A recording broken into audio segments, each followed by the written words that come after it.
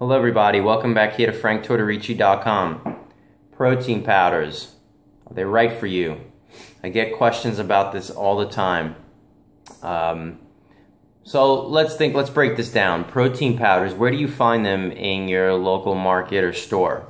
In the supplement section, right? So when you break down the word supplement, it simply means in addition to. Now most people, when they look at protein powders, they rely on them as their source of protein for recovery after they train.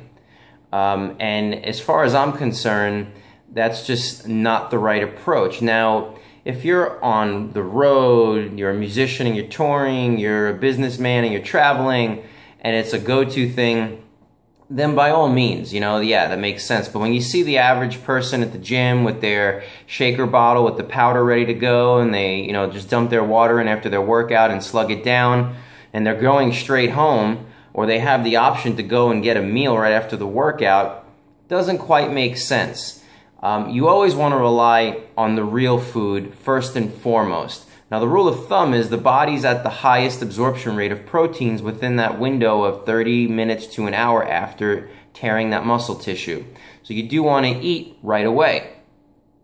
Now, there's a lot of protein powders out there in the market that are just not beneficial at all. The first thing is the marketing of, 60 grams of protein, in one shake of like 2 scoops, say.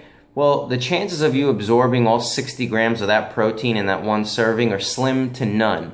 And then if you add in the fact that you're drinking protein powders that have color dyes, synthetic fillers, GMOs, all kinds of things like that, that's wreaking havoc on your gut flora. Therefore, all the more you're not going to be assimilate and digest the proteins that are in that powder.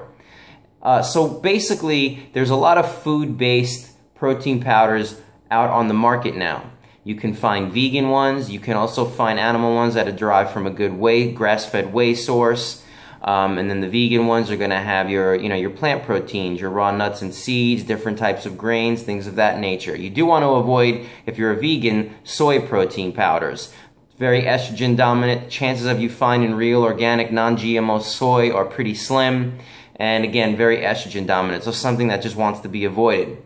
The other raw vegan protein powders that are out there are, as I said, your raw nuts, seeds, grains, things of that nature. You do want to make sure it's organic. You do want to try to get non-GMO verified. And if you're going to go the route of an animal protein like a grass-fed whey or a collagen, you want to make sure that it's certified organic. And obviously, if it's not certified organic, but it's locally sourced, and they do have the no hormones added to it, and no hormones that were given to the animals, and the animals were not fed GMO corn and grains, then that's cool too. But you just want to avoid those different types of protein powders that are mass marketed. A lot of chemicals in them. They're not going to do your body any good in the long run.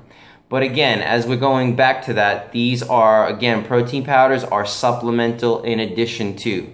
When you have the option to put in real food after a workout, that's always going to be your go-to. End of story.